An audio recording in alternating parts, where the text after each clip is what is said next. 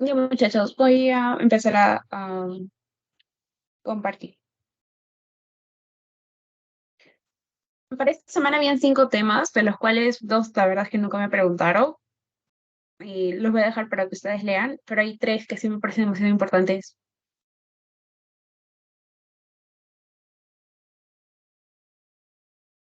Mm,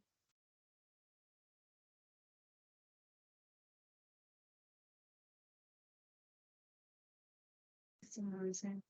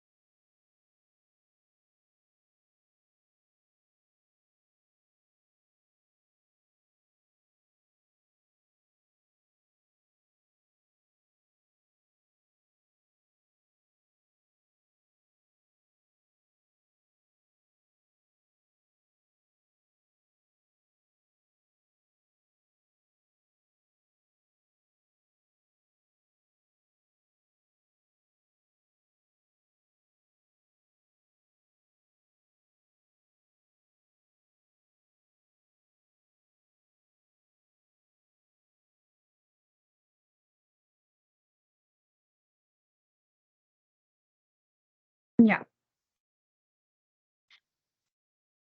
a ver, vamos a ver el día de hoy lo que es síndrome metabólico, lo que es obesidad. Primero empezamos con obesidad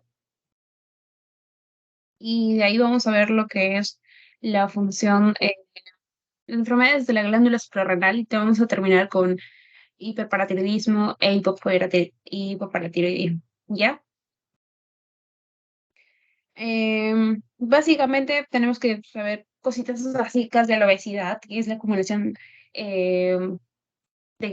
de grasa como tal a nivel central. Am, es cuando también hay un desbalance energético, ¿no? Es más cuando tenemos más ingresos, ¿no? Y nosotros no quemamos esos ingresos. Entonces, cuando ocurre este desbalance, también ocurre lo que es la obesidad. Tenemos que saber de que hay factores genéticos, también de conducta, ¿no? Culturales.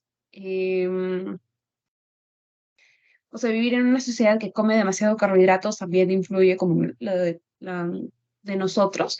El medio ambiente y los factores hormonales. Por ejemplo, una persona que tiene Cushing, un síndrome de Cushing, ¿no? Por el exceso de cortisol va a generar esa obesidad que el paciente tiene, no porque él lo desea ni nada. Entonces, ahí va a haber un montón de factores que al final te conlleven a la obesidad, ¿no? No solamente por mala alimentación. En relación a la epidemiología, eh, básicamente te dice que el 60% de los peruanos básicamente tenemos exceso de peso.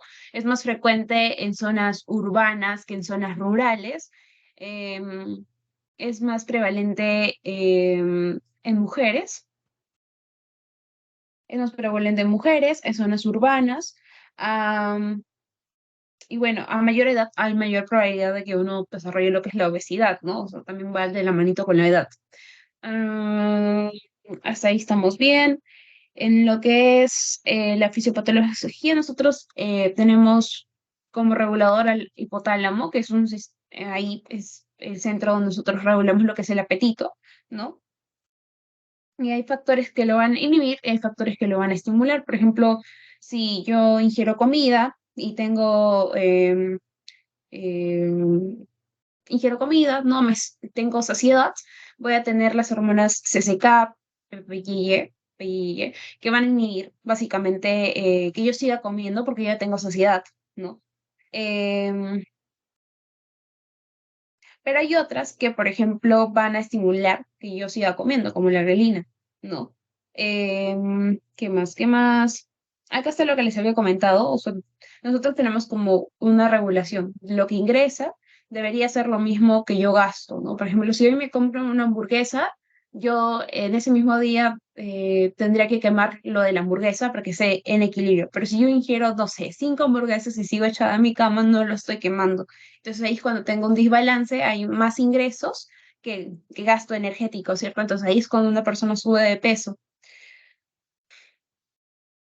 Entonces, obviamente acá está lo que les había comentado, ¿no? Lo del ejercicio hace que nosotros tenemos más gasto energético y por ende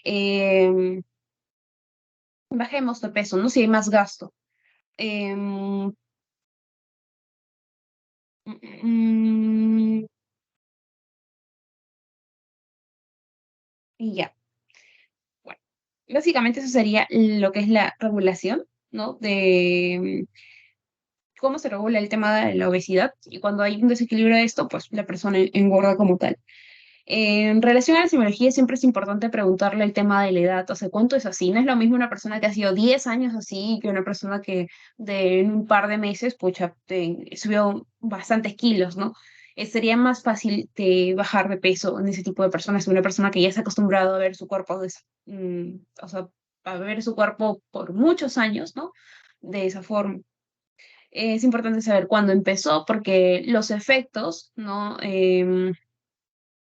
No es que aparecen al instante, son a largo plazo. Entonces, eh, si yo veo de que este paciente ya tiene mucho tiempo obeso, es importante hacerle pruebas de descarte de diabetes, eh, medirle lo que es la presión, porque generalmente la obesidad va de la mano con estas enfermedades. Si ha recibido tratamientos previos, por ejemplo, em, si recibió corticoides o algún tipo de fármaco que va a incrementar el peso, cómo son los horarios de alimentación. Es importante saber si cumple con sus comidas, ¿no?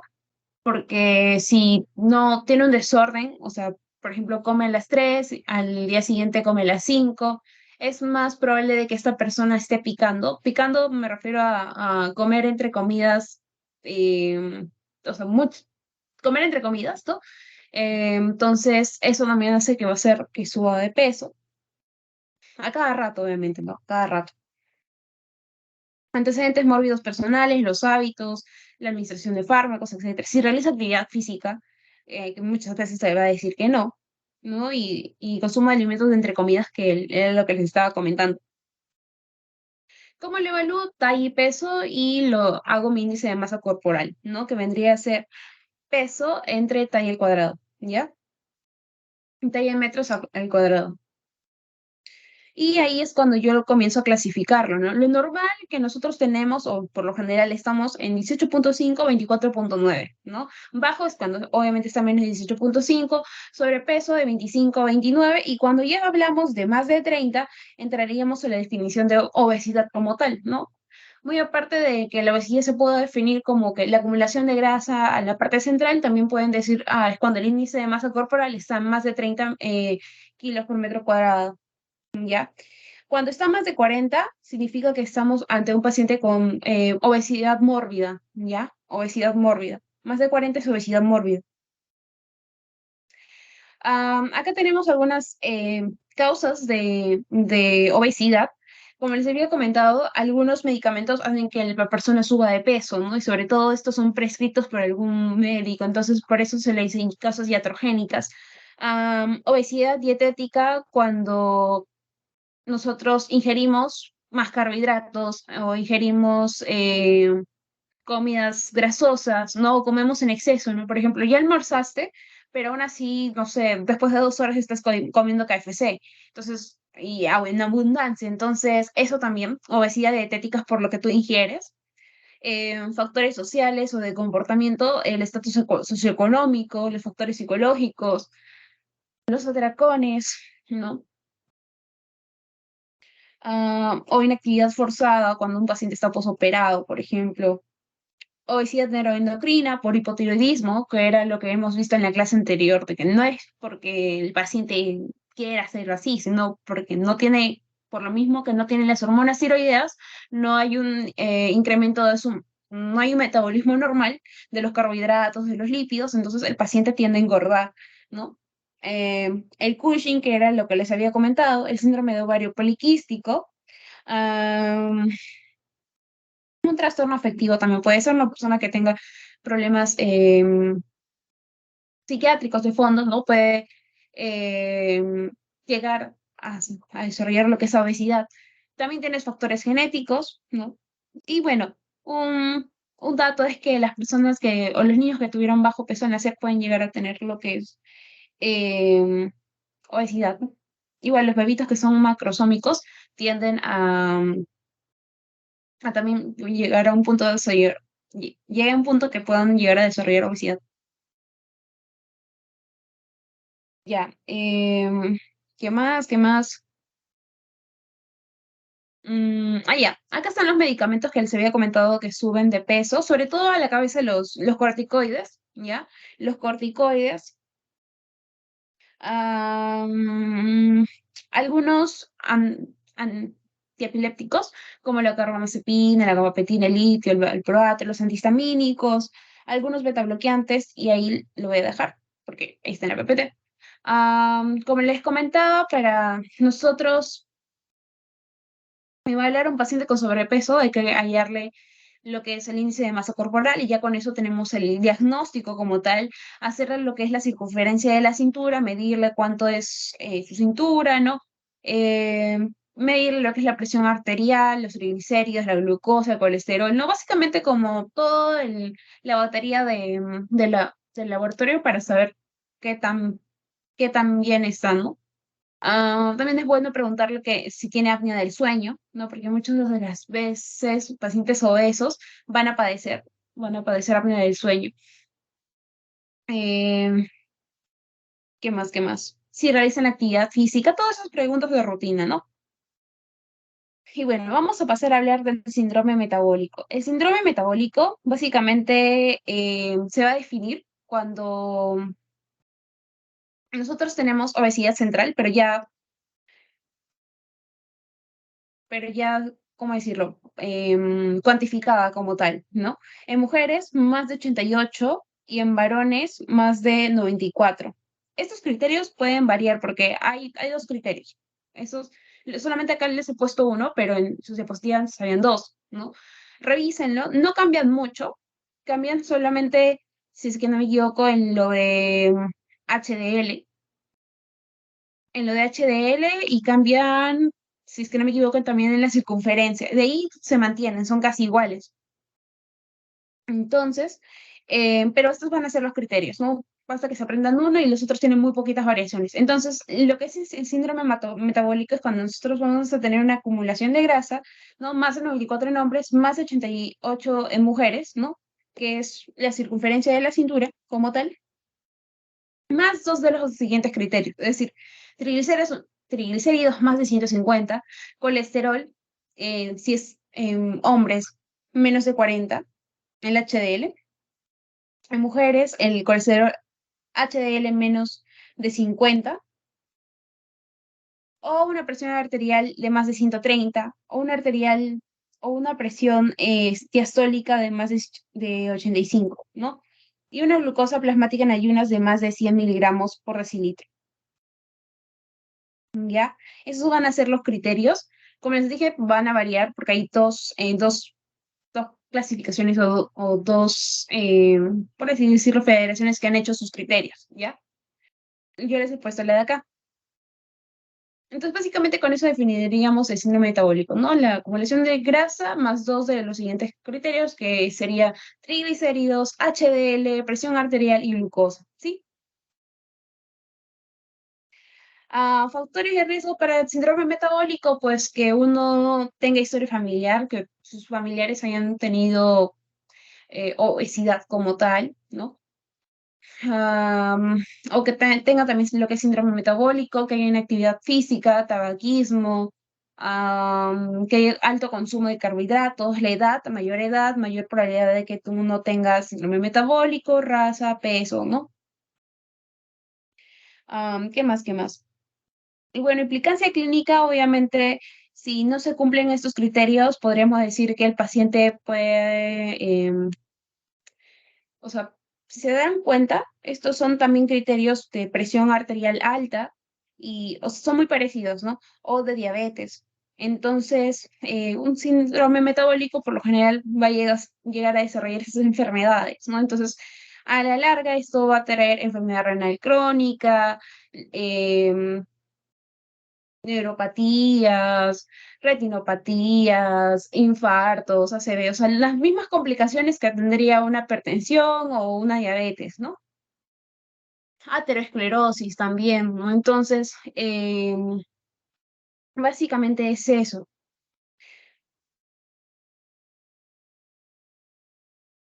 Entonces, a ver, ¿cómo lo podríamos plantear para que sea más sencillo, ¿no? La obesidad, si bien es cierto, es la acumulación de grasa, pero no necesariamente esta persona obesa tiene diabetes.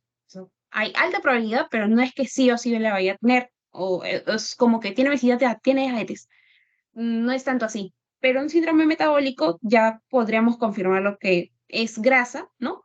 Em, es, o sea, ya es obesidad, por así decirlo, más otras cositas más, ¿no? Más su presión arterial incrementada, más la glucosa incrementada o los triglicéridos incrementados, ¿no? Em,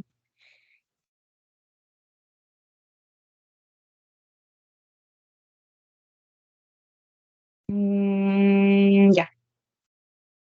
Entonces, necesito que me comenten cuáles son los criterios de síndrome metabólico para pasar a glándula suprarrenal.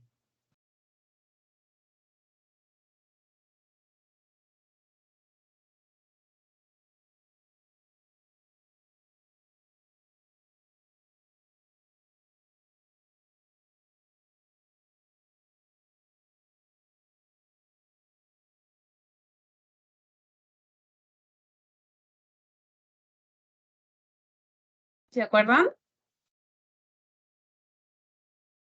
Ya. No me digan los valores, pero síganme qué incluye un síndrome metabólico, ¿no? Que tenga la circunferencia de su cintura. Ese es el criterio que manda, ¿no? Em, que la circunferencia de su cintura esté alterada. Ya, ese es el criterio principal. De ahí, el resto de criterios de cuáles serían. Que los triglicéridos estén elevados, mayores a 150. 150, Ya, uno. colesterol elevado, no, colesterol HDL disminuido, menor a 40 en hombres y menor a 50 en mujeres. Ujú. La sistólica mayor a 130 y la diastólica mayor a 85 y la glucosa en ayuna mayor a 100. Sí, excelente, está bien. Esos van a ser los criterios de síndrome metabólico, ¿sí, muchachos? Ya. Y ustedes me aprendieron eso, ya, genial. La clase es saber bastante lo que son factores de riesgo, cuáles son las complicaciones que me trae a largo plazo, em, y básicamente cómo lo detecto, ¿ya? Ahora vamos a pasar a lo que es la glándula suprarrenal, ¿ya? Antes de pasar a hablar todo como tal, necesitamos a recordar dónde está esta glándula, qué hace, todo eso, porque si no, voy a estar hablando por las puras, ¿ya? Tenemos lo que es una glándula, ya bueno, esta glándula está en la parte o en el polo superior de los riñones, ¿ya? Hasta ahí estamos bien. Va a tener una cápsula, ¿ya? Eh, y adentro vamos a tener tanto corteza como médula. O sea, si acá se dan cuenta, esto es lo que lo envuelve va a ser la cápsula, esta va a ser la corteza y esta va a ser la médula, ¿sí? Estamos bien hasta ahí. Obviamente, la corteza, si se dan cuenta, es un poquito más gruesa que la médula, ¿no? Está más rechonchita que la médula. Ya, hasta ahí estamos bien. La cápsula va a dividirse también en partes, ¿sí? Vamos a esta imagen de acá. La cápsula va a irse en zona glomerular, fascicular, reticular, ¿sí? G, F y R. Si se darán cuenta, la zona fascicular es la que más abunda, ¿no? Es la más grande, ¿sí? Y abajo tenemos lo que es la médula, ¿no? Que ahí es donde, donde se va a producir lo que son las hormonas suprarrenales, la adrenalina y la noradrenalina, ¿sí? Ya, hasta ahí estamos bien. ¿Qué más? ¿Qué más es importante? Ya, pasamos a esta partecita de acá. Ya. Ya sabemos, la glándula suprarrenal está constituida por cápsula, corteza y médula. La corteza tiene zona glomerular, fascicular y reticular. La zona glomerular es una zona en la cual se va a producir mineralocorticoides, en la cual el principal es la aldosterona, ¿ya? El principal es la aldosterona. Ahora, ¿quién le envía señales a la zona glomerular para que se produzca la aldosterona? La angiotensina 2. ¿Se acuerdan en el sistema renina angiotensina-aldosterona? Ya, este le envía señales a esta área en particular para que se produzca la aldosterona, ¿no? ¿Y alguien se acuerda la función de la aldosterona?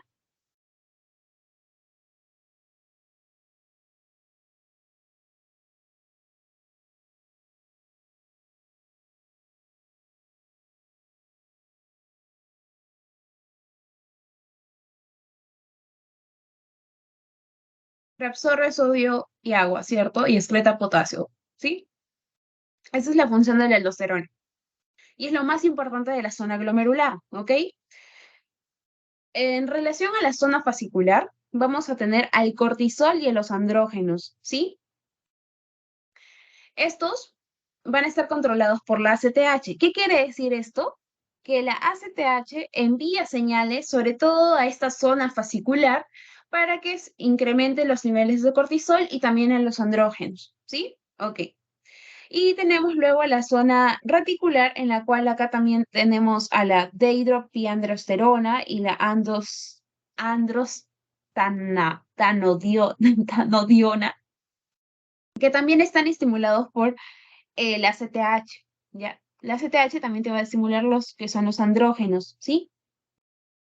Entonces recuerden, zona glomerular es un 15%, la zona fascicular 75% y el resto tiene, la zona reticular es un 10%. Como les había comentado, la médula ocupa un 20%, o sea, es más delgadita, y en su centro van a encontrarse, o sea, se van a formar, ahí es el sitio donde se forman lo que son las catecolaminas, ¿no? La adrenalina y la noradrenalina, hasta ahí estamos bien, y estas dos sustancias estimulan al sistema simpático, ¿sí? Ya, hasta ahí estamos bien. Y las células que lo producen son las células cromafines, ¿ya? Las células cromafines son las que me van a producir, este, la adrenalina, noradrenalina. Ya hasta ahí estamos bien. Ahora, ya, vamos a esta partecita de acá. Ya les he comentado que la aldosterona como tal, ¿no? Tiene la función de reabsorber sodio, ¿no? Y secretar potasio. Esto me va a ayudar a controlar de alguna manera lo que es la presión arterial, ¿no? Porque si hay un incremento de la producción de aldosterona, se va a, se va a reabsorber más agua y más sodio y se va a secretar más potasio, ¿cierto? Pero si hay menos, se va a eliminar más, ¿no? Y va a incrementar el potasio, ¿sí? Entonces, quiero que se queden con la idea de que los mineralocorticoides, especialmente la aldosterona, tienen un papel importante en lo que es la presión arterial y sobre todo en los niveles de potasio, ¿no? Ya. Luego vamos a hablar un poquito de los corticoides acá y en otras diapositivas más adelante, ¿ya? ¿Por qué es importante lo de los corticoides? Porque tienen un efecto antiinflamatorio, ¿ya? Nos va a permitir tener una resistencia ante estrés, va a incrementar la presión arterial, incrementa los niveles de glucosa en sangre, tiene un montón de funciones que luego lo vamos a revisar más adelante, ¿no? Pero quédense con estas ideas que les acabo de decir. Ah, ya, eso es lo más importante, ¿sí? Ahora, acá les voy a tocar un poquito, a explicarles un poquito cuáles son los efectos de los glucocorticoides. Si no les explico esto, créanme que se van a perder, ¿ya? Los efectos de los glucocorticoides, ¿ya? van a hacer de que haya un incremento de la producción hepática de glucosa. Es decir, en cristiano va a hacer que la glucosa incremente, ¿ya? Em, Va a hacer que el músculo, ¿no? Capte menos glucosa. Es por eso que también se va a quedar más tiempo en el cuerpo, ¿no? Por eso incrementa como tal. Va a generar lo que es la gluconeogénesis, ¿no? Se va a producir aún más glucosa y aumenta la lipólisis del tejido adiposo. Eh, Acá esto es otro dato importante. Inhibe la formación ósea, entonces como que hay que tenerle mucho cuidado cuando si le damos a los pequeñitos, ¿no? Ah, de ahí, ¿cuál es lo más importante? Ya, hasta ahí nomás. Más efectos de los glucocorticoides. Acelera el desarrollo de los órganos fetales. Ya, eso es importante cuando vean pediatría. Acuérdense de eso, de que incrementa el desarrollo de los órganos fetales. Em, Disminuye la migración de las células antiinflamatorias, que eso es algo que también tienen que recordar. ¿Qué más? ¿Qué más?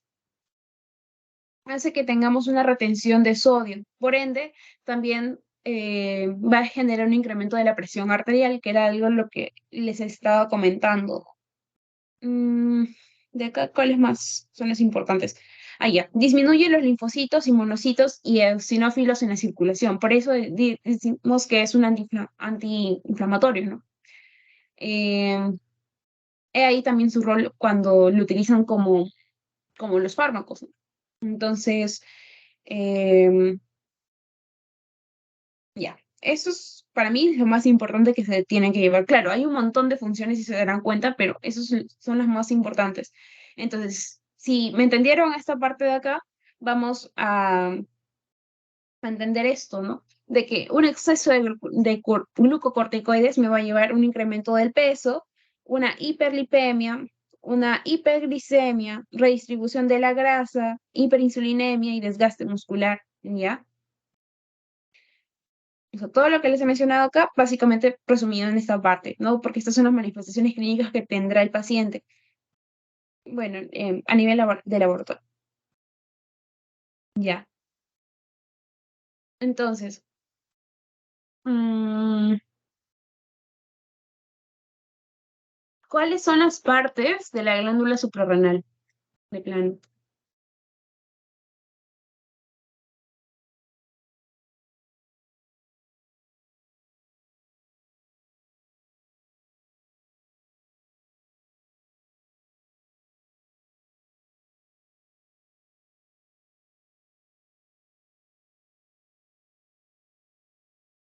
¿Se acuerdan?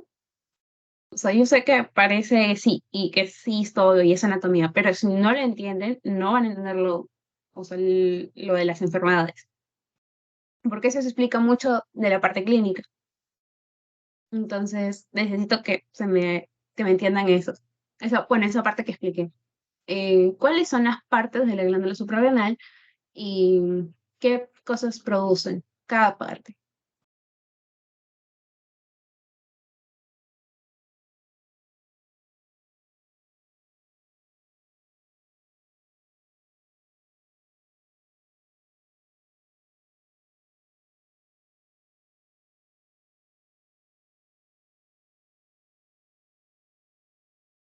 Ya tenemos una corteza y una médula, ¿sí? ¿Cuáles son las partes de la corteza?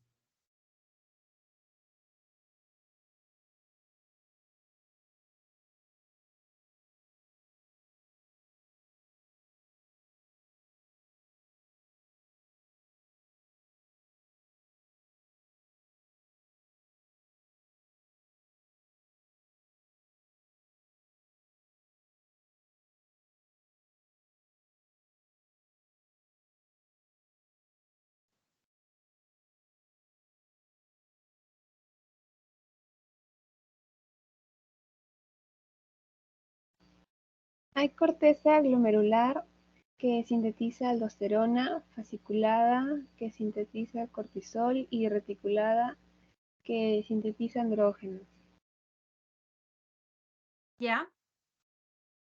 Y la médula produce adrenalina, adrenalina y noradrenalina. Listo, ya tenemos eso. Ah, necesito que me digan solamente cuatro de todas las funciones que les he mencionado de los glucocorticoides. Solamente cuatro, entre todos ustedes.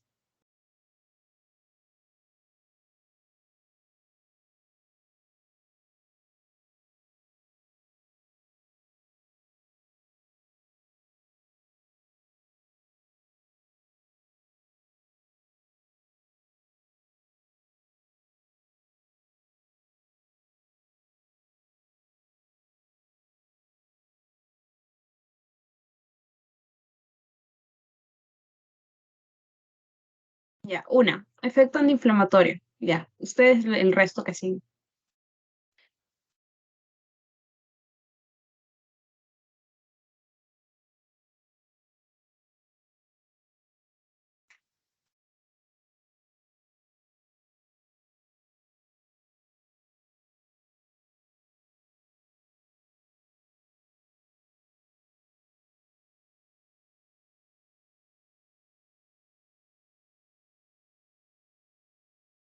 ¿Qué más, muchachos? ¿Qué más?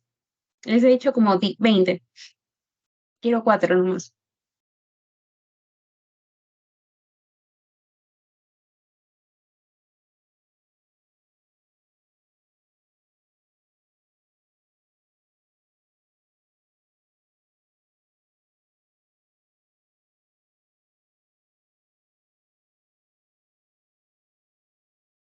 Incrementa la pA, incrementa la glucosa en sangre, o sea, la glicemia, y genera que nosotros tengamos más grasas, ¿ya? Como tal. O sea, que el exceso de cortisol al final va a llevarme a que yo suba de peso, ¿ya? Porque voy a tener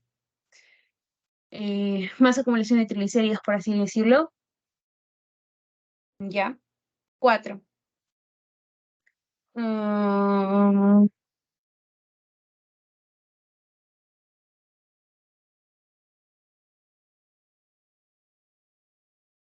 Mm, ya.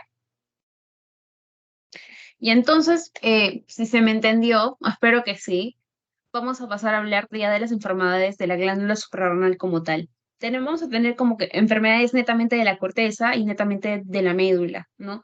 En la corteza, ya sabemos que la dividimos en tres partes, ¿no? Mineral, en la zona glomerular, fascicular, reticular,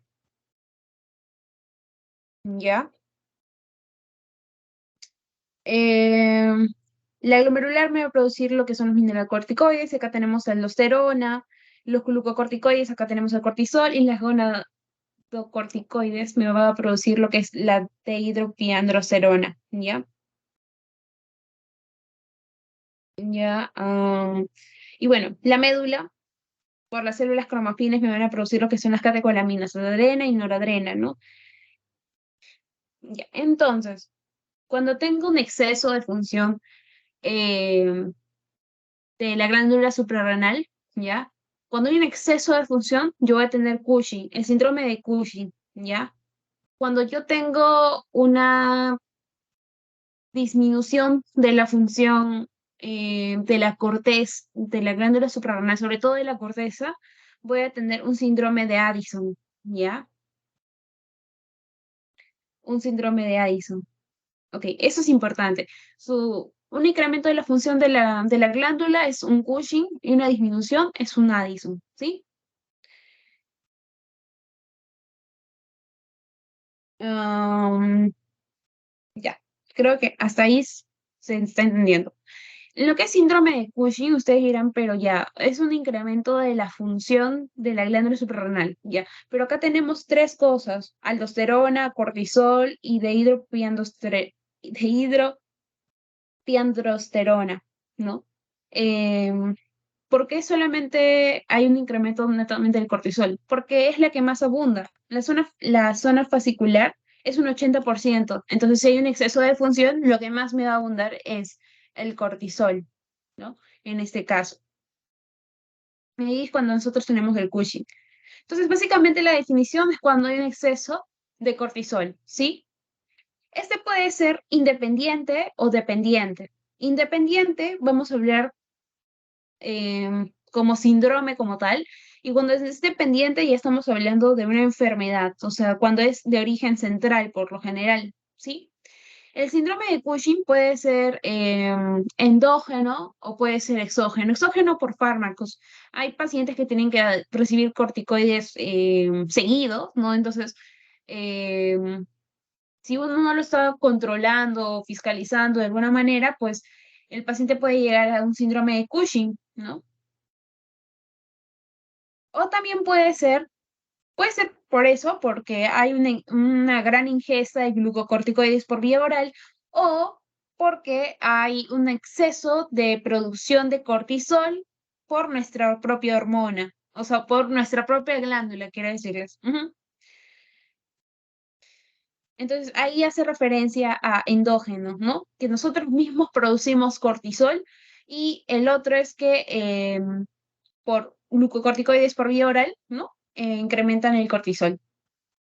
Cuando hablamos de ACTH dependiente, es cuando nosotros vamos a tener lo de la enfermedad de Cushing, ¿ya? El problema va a ser a nivel, ya sea hipotalámico o hipoficiario, ¿ya? Cualquiera de los dos. Uno no lo va a saber, ¿no? A menos que haga por ahí una prueba de imagen, ¿no? Para saber qué está fallando como tal, ¿sí? También tienen que saber de que hay un ACTH ectópico. Hay algunos tumores, como sobre todo el de pulmón, el cáncer de pulmón de tipo epidemioide, puede producir cortisol, ¿sí? Solito. Y él también te puede llevar a un Cushing y no hay ningún problema con la glándula ni nada por el estilo, ¿ya?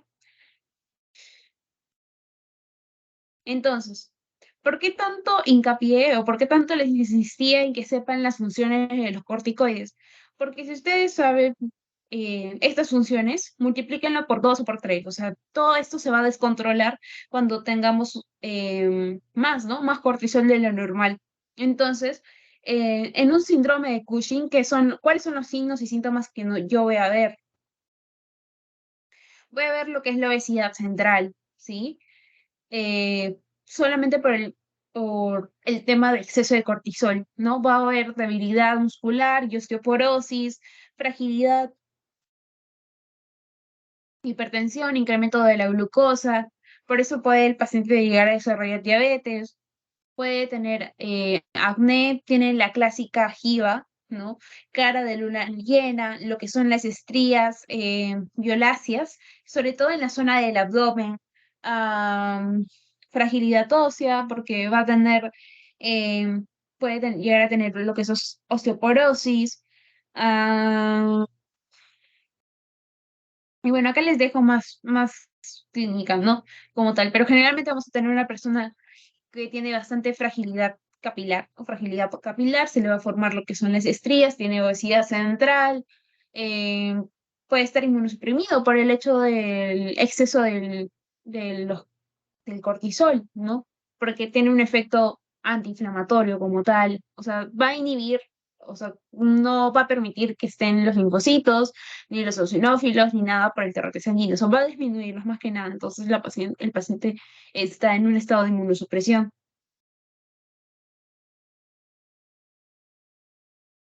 Entonces, eso básicamente sería el síndrome de Cushing, ¿sí? Luego tenemos la insuficiencia suprarrenal, que acá es cuando em, la glándula suprarrenal no produce hormonas, ¿sí? Cuando tenemos una insuficiencia suprarrenal de tipo primaria es porque el compromiso está en la misma glándula y también recibe otro nombre. Es la enfermedad de Addison, o sea, lo que les estaba comentando en la parte de acá, ¿no?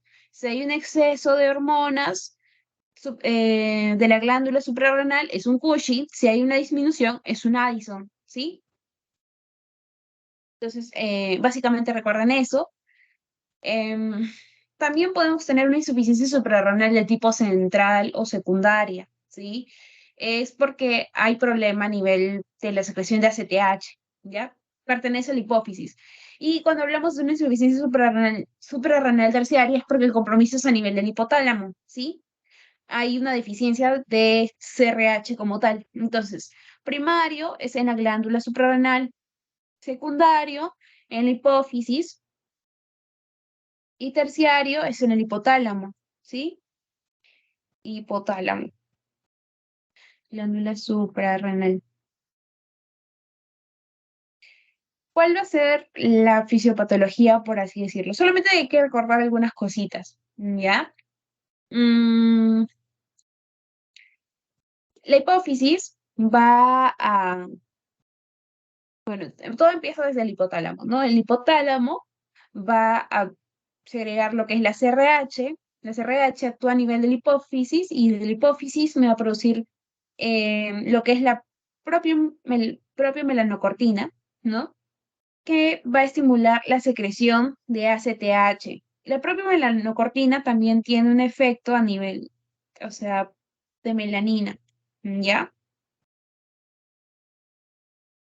Va a incrementar la coloración de la piel, ¿sí? En la enfermedad de Addison, sobre todo en la parte de los pliegues, o sea, en los pliegues interdigitales, las líneas, los surcos de la mano se van a oscurecer, ¿ya? Y la persona también va a tender a cambiar un poco el color.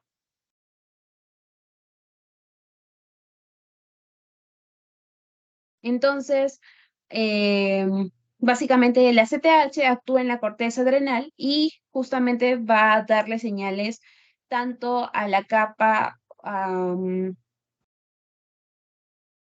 reticular como a la capa fascicular, ¿sí? No a la glomerular, ¿sí? La ACTH solamente da órdenes a a la región fascicular y a y a la región reticular, ¿no?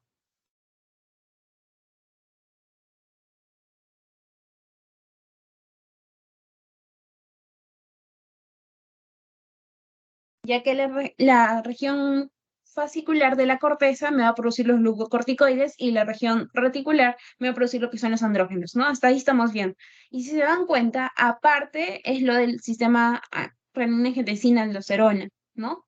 La angiotensina actúa aparte, ¿no? Y le da sus señales a la corteza adrenal para que produzca los mineralocorticoides. Esos son sistemas aparte, ¿ya? Eso es importante que se acuerden. Ahora voy a hablar acerca de cómo lo clasificamos, ¿sí? Ya, en relación a la clasificación, vamos a tener primaria y secundaria, básicamente lo que les he mencionado. La primaria también la conocemos como enfermedad de Addison, ¿sí? Básicamente tenemos tipos, puede ser de tipo autoinmunitaria o una adrenalitis autoinmune, ¿no? En la cual hay, inhibe de alguna manera la glándula y no producen las hormonas. Otro puede ser por infecciones, sobre todo la TBC, ¿sí? También puede ser por hemorragias, por infiltración, ¿no? O también por otras causas, metástasis, por ejemplo, a la glándula suprarrenal.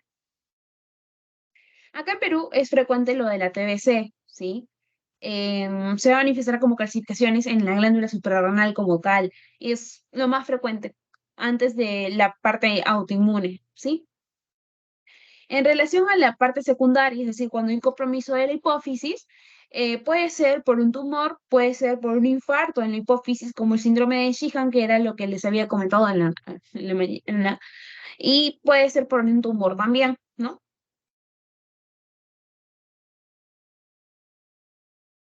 Entonces, si se me entendió esto, la clínica va a salir sola, ¿sí? La clínica no hay necesidad de memorizarlo. Antes de darle un poco más de detallitos, quiero que sepan de que, de plano, la clínica es muy inespecífica, ¿ya? En casi todos los pacientes va a haber debilidad y fatigabilidad, anorexia, hipotensión ortostática, náuseas y vómitos. Y si se dan cuenta, estos síntomas son demasiado generales. Hasta yo podría tener debilidad y fatigabilidad y no necesariamente tengo una insuficiencia suprarrenal, ¿no? Entonces, son un poco inespecíficos, pero ya con laboratorio y el resto de exámenes, o sea, me va a ampliar de alguna manera más la perspectiva, ¿no? Acá tenemos en el grafiquito los signos y síntomas que va a tener, como astenia, anorexia, hipotensión, ¿no? Hipoglucemia, pérdida de peso, debilidad muscular y la pigmentación, ¿ya? La pigmentación,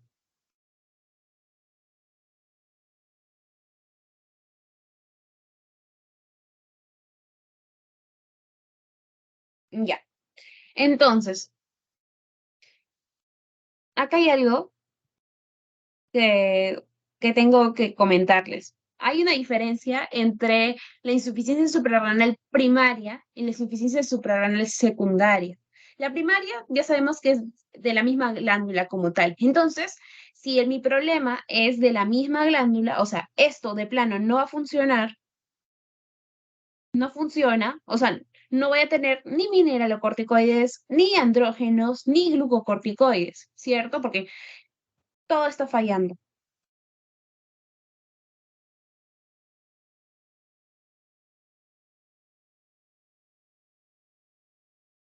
Entonces, si fallan todo esto de acá, si no tengo mineralocorticoides, significa que no, o sea, no voy a tener la función de la aldosterona como tal, ¿no? Entonces, voy a tener hiponatremia, ¿no? E hipercalemia, ¿sí? Es lo opuesto de la función de la aldosterona, ¿no? Porque si no tengo, no va a tener su función. Entonces, por eso yo voy a tener hipercalemia e hiponatremia. Obviamente por eso también voy a tener una presión baja, ¿no? O sea, eso explicaría la, la disminución de la presión como tal, ¿sí? ¿Qué más? ¿Qué más?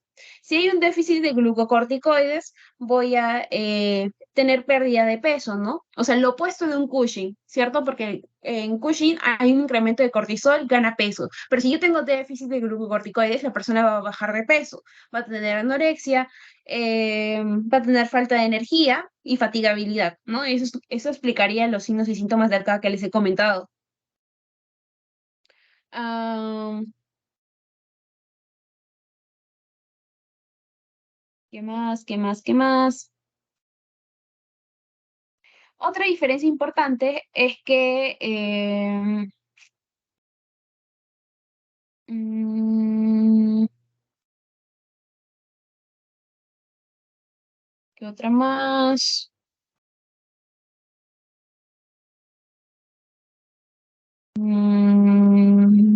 Ya, ya, eso sería todo en relación a lo que son manifestaciones clínicas. Am, Sobre todo, vamos a tener hiperpigmentación cuando tenemos una insuficiencia suprarrenal de tipo primaria, o sea, cuando el problema está en la glándula, ¿ya? La hiperpigmentación que les había comentado. Cuando es secundaria, no hay hiperpigmentación, ¿ya? Entonces, eso sería en relación a la insuficiencia suprarrenal, ¿sí? Mm, ¿Alguien me explica acerca del síndrome de Cushing? O sea, ¿qué es? Básicamente, ¿qué es? ¿Y cuáles serían las causas?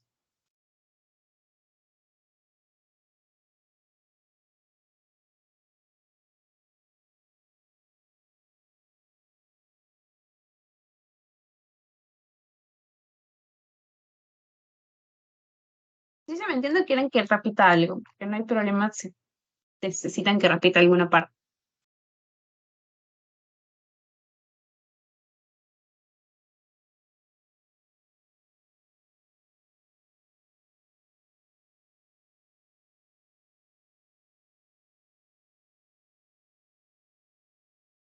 ¿Qué es un Cushing? ¿Qué es el síndrome de Cushing?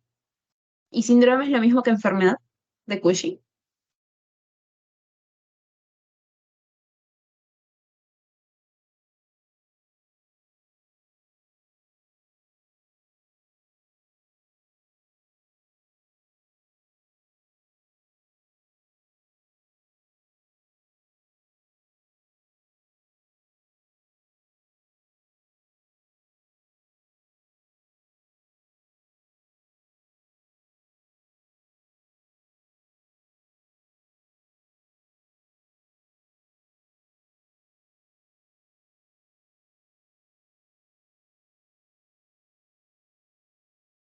Ya bueno, de plano no. Síndrome y enfermedad no son lo mismo. Enfermedad es cuando hay compromiso a nivel central, es decir, el daño está a nivel de la hipófisis o del hipotálamo. Ahí estamos hablando de una enfermedad de Cushing.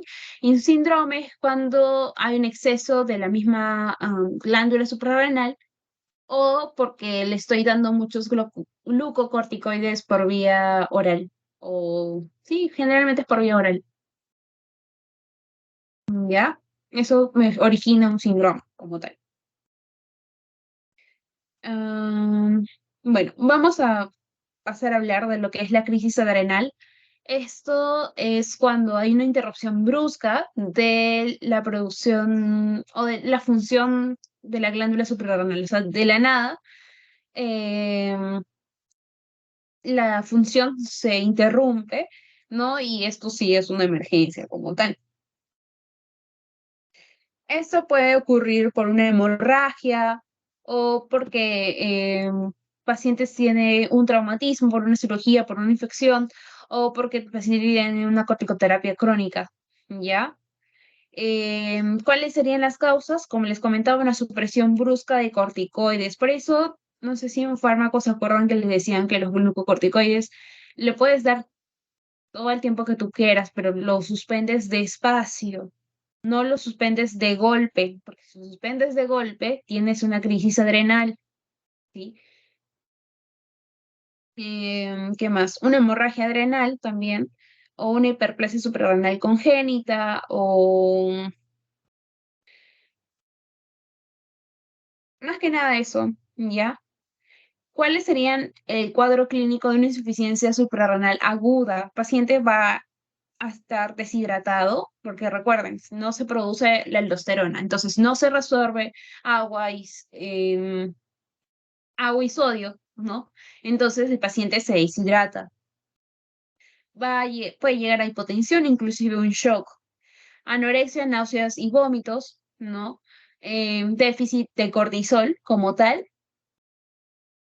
También, mire, debilidad, fatiga letárgica que tiene que ver con el cortisol, ¿no? Como se interrumpe de manera abrupta, de frente tienen lo que es fatigabilidad, le va a faltar energía al paciente, ¿no? Em, Va a tener una hipotensión resistente a catecolaminas por lo general. ¿Qué más? ¿Qué más? ¿Qué más? Y mm, va a haber hipercalemia por el mismo hecho de la aldosterona, ¿no? Entonces, no reabsorbe sodio y agua, y como no reabsorbe sodio y agua, tampoco va a secretar potasio. Entonces, el potasio se queda en nuestro cuerpo y se incrementa. Por eso tenemos hipercalemia. Y por eso explicaría también la hiponatremia, ¿ya? Ya. Entonces, básicamente esa sería la clínica, ¿no? Y es una emergencia como tal. Entonces, pasamos a hablar lo que es el hiper y el hipopiparatiroidismo. Nosotros sabemos que la glándula tiroides produce la paratormona, ¿cierto? Son cuatro, las glándulas paratiroideas están detrás de la glándula tiroides, son cuatro, y me producen la paratormona como tal. La paratormona tiene la función de reabsorción de calcio a nivel del túbulo contorneado distal, va a estimular lo que es la secreción o la formación de vitamina D, va a permitir que haya una reabsorción de calcio a nivel del estómago, va a hacer que haya, que del hueso, no sé cómo decirlo, se saque calcio, ¿no? Para que llegue a la vía sistémica, ¿no? Y básicamente su función es que incremente el calcio en nuestro cuerpo, ¿no? Entonces, si hay un hiperparatiroidismo, la principal, el principal efecto es que nosotros tengamos más calcio, ¿no?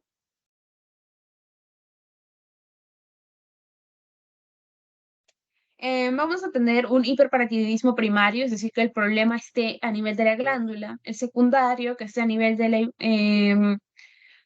en este caso va a variar un poquito porque el secundario está más asociado a enfermedad renal crónica, ¿ya?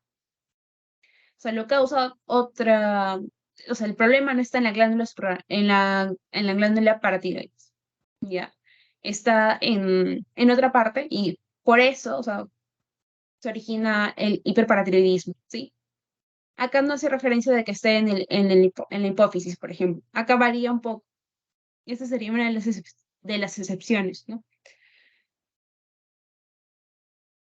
Entonces, lo que me interesa es que sepan las causas, ¿no? Tenemos el primario y el secundario. El primario, principalmente, que se forma por el adenoma paratiroideo, ¿ya? Va a haber un crecimiento en esa parte y va a producirme más paratormona, ¿no? Produce más paratormona. Lo mismo con la hiperplasia paratiroidea, o sea, una de estas cuatro va a incrementar de tamaño, o sea, va a multiplicarse las células y va a producirme más paratormona o inclusive un carcinoma paratiroideo, ¿sí? Am, en relación al hiperparatiroidismo secundario, como les había comentado, está relacionado con la enfermedad renal crónica, ¿no? En la cual, como está comprometido el riñón, no va a producir lo que es la vitamina D, entonces la paratormona como que va a incrementarse, ¿no? Debido a esta ausencia de la vitamina D. Entonces, por eso hace referencia a un hiperparatiroidismo secundario, ¿ya? Acá tenemos causas de hiperparatiroidismo secundario y la primera es lo de la insuficiencia renal que les he comentado, o inclusive una ingesta inadecuada de calcio, o mala absorción de calcio, ¿no? Van a generar que hay un incremento de la PTH como tal, ¿ya? Entre las manifestaciones clínicas, un exceso de calcio puede llevarme a que se forme litos a nivel de la vía urinaria, porque recuerden que los cálculos de la región urinaria es por exceso de calcio, mientras que los cálculos de la vesícula son por exceso de colesterol, ¿no? Ah, va a tener problemas a nivel digestivo, va a tener dolor, náuseas y vómitos, constipación, va a tener debilidad a nivel muscular, va a tener fatiga, depresión e irritabilidad y debilidad en los huesos. Para el diagnóstico sencillo le tengo que dosar el calcio, tengo que dosarle el fósforo y si es que puedo, hacer una ecografía del cuello para ver qué exactamente es lo que está más grande, ¿no? O qué es lo que está afectado como tal. Hacer un dosaje de PTH también es posible. Y por ahí también podemos pedirle lo que es una radiografía simple. Esto va a ser opcional porque solamente te va a decir si hay cálculos o no a nivel de la vía urinaria. O sea, eso es como forma parte de las complicaciones. Muy, muy ajeno, ¿no? Pero lo que sí es importante solicitar es lo del calcio, el fósforo, la ecografía del cuello y los AGPTH para saber o para poder diagnosticar lo que es el hiperparatiroidismo. En relación al hipoparatiroidismo, esto es lo opuesto, o sea, va a haber una disminución de la secreción de la PTH, ¿no? Entonces, acá nos va a llevar a una hipocalcemia, ¿no? Lo opuesto. Entre las causas principales vamos a tener lo que es la quirúrgica. Por ejemplo, por ahí tenía que haber una operación a nivel de la tiroides y sin querer quitaron parte de las glándulas paratiroideas. Entonces, esa es la causa principal, ¿no? También tenemos el hipoparatiroidismo idiopático, ¿no? Am, en lo que son las manifestaciones clínicas son producto de la hipocalcemia. Entonces acá tenemos el signo de Trousseau y el signo de Chebostek. El signo de Trousseau es cuando le ponen el manguito y se contrae, ¿no? La mano queda así. El signo de Chebostek es cuando hace como una especie de mueca al momento de palparle en la parte de maxilar. Am, ¿Qué más? ¿Qué más? Estos van a ser en la clínica, obviamente cuando es ya una hipocalcemia bien severa, ¿no? No es cuando solamente hay una pequeña versión. Tenemos Chevostec, tenemos Trousseau, am, cabellos finos, piel gruesa, uñas quebradizas, aplasia dentaria, hipoplasia de los dientes. Y para exámenes auxiliares vamos a solicitar lo mismo. Le vamos a pedir calcio, le vamos a pedir fósforo. em, tenemos que pedirle mm, más que nada eso, calcio y fósforo. Y si podemos pedir la PTH también.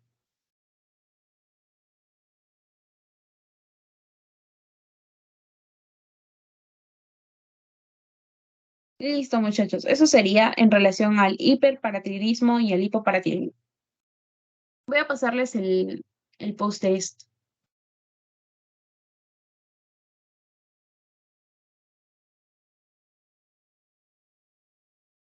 Mm,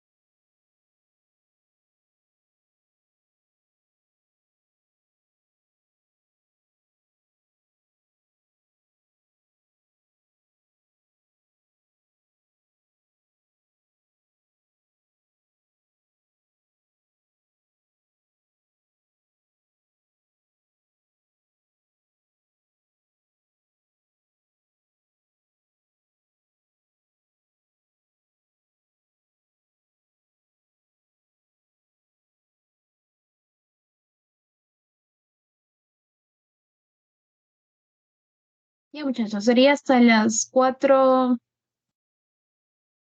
ya, 4:12. 4 minutos más y hacemos la resolución de la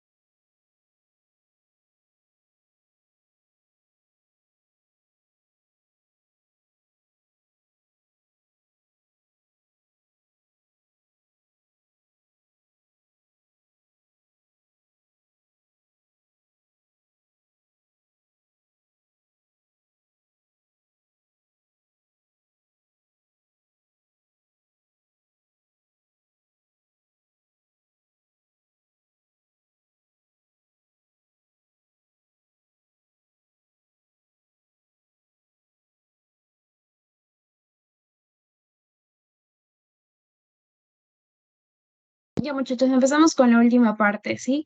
Em, ya, a ver, te dice variable que no sugiere hiperfunción suprarrenal primaria. Cuando hablamos de una hiperfunción suprarrenal primaria, ¿a qué nos estamos refiriendo? ¿A un Addison o a un Cushing? Eso es lo primero que tienen que aprenderse. Cushing, A un Cushing. Entonces, ¿cuáles son los síntomas del Cushing?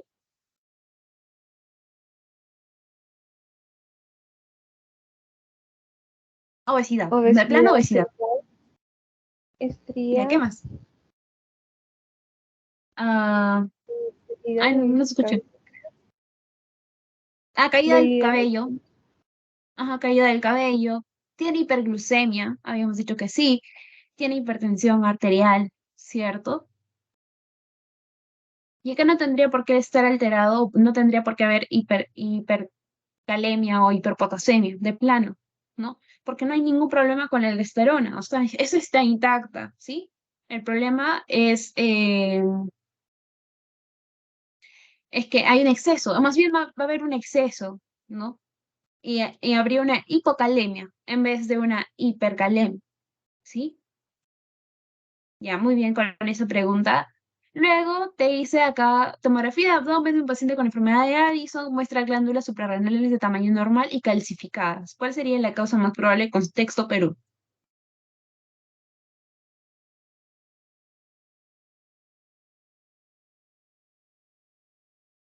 TV, TB. Exacto, TB. Si por ahí quisieran que te pusieras autoinmunitaria, te van a decir, tiene, no sé, antecedente de lupus, artritis, o sea, enfermedades autoinmunitarias, que te hagan sospechar de que, pucha, probablemente la otra sea de origen autoinmunitario. Pero no, si te dice calcificado, lo primero que se te tiene que venir a la cabeza, contexto Perú, TB, ¿sí? Acá tenemos otro, te dice paciente mujer andina, que presenta criterios de síndrome metabólico prácticamente. Recuerden, triglicéridos más de 150, ¿no? Glucosa más de 100 como tal. Ah, presión más de 130 la sistólica, más de 90 la, sorry, más de 85 la, la diastólica, pero en este caso no cumple pues con los dos criterios. Entonces, ¿en qué se estarían sospechando? Te queda la B y la C.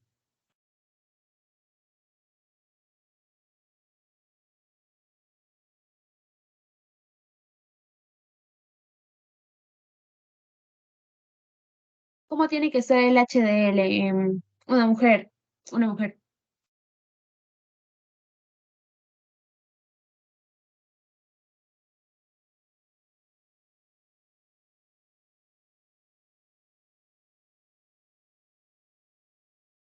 O sea, lo normal es que nosotros tengamos mucho HDL, ¿no? Eso es un factor protector cardiovascular. Entonces, para el síndrome metabólico es lo opuesto, entonces que tenga menos, ¿cierto? En mujeres es menos de 50, en varones menos de 40. Entonces, menos de 50 en mujeres, esta sería la alternativa, ¿no? Son los criterios de síndrome metabólico, ¿sí? 88, más de 88, que la circunferencia de la cintura sea más de 88, es criterio diagnóstico también para síndrome metabólico, ¿no? Y en varones es más de 94. Ya, eso lo tienen que repasar porque si se los digo, se puede marear un poquito. Pero sí, esa sería la alternativa.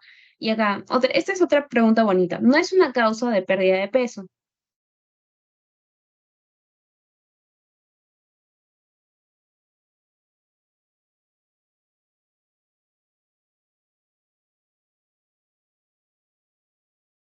Cushing, Cushing, exacto.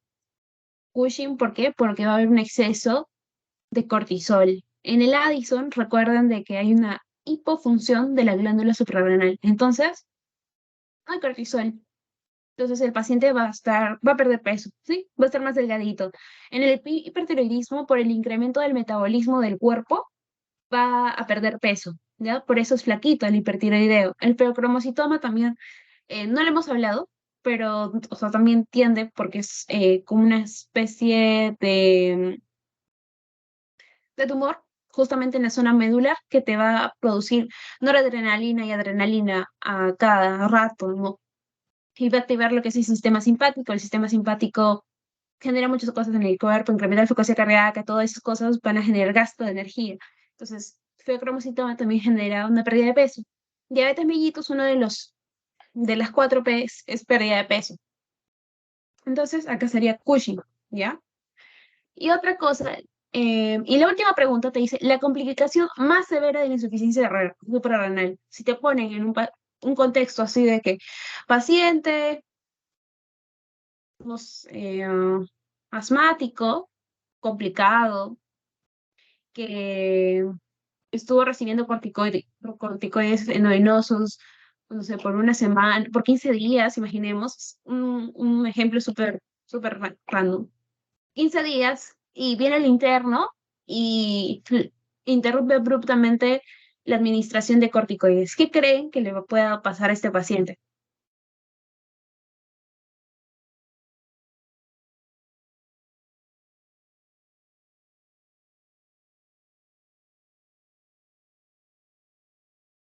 Le va a chocar a la glándula suprarrenal porque, o sea, como tú ya le estás dando corticoides, esto ya no funciona. Entonces, interrumpes de manera abrupta esa administración de corticoides.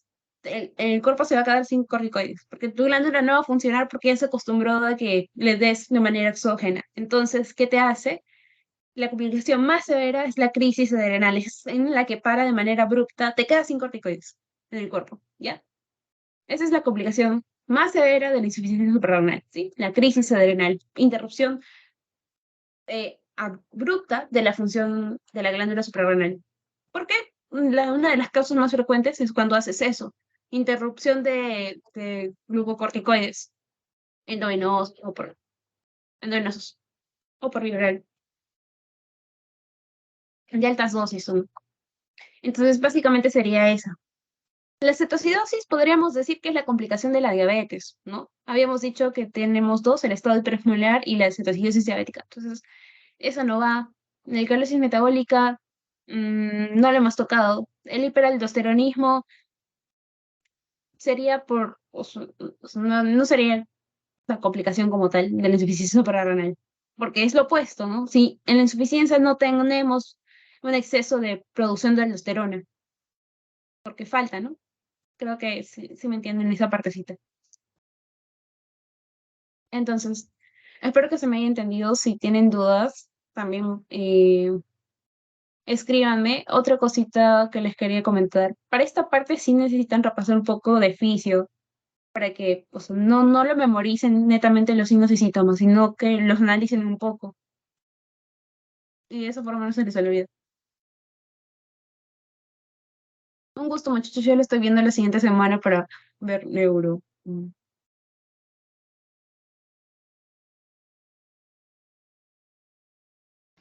Gracias. Gracias a ti.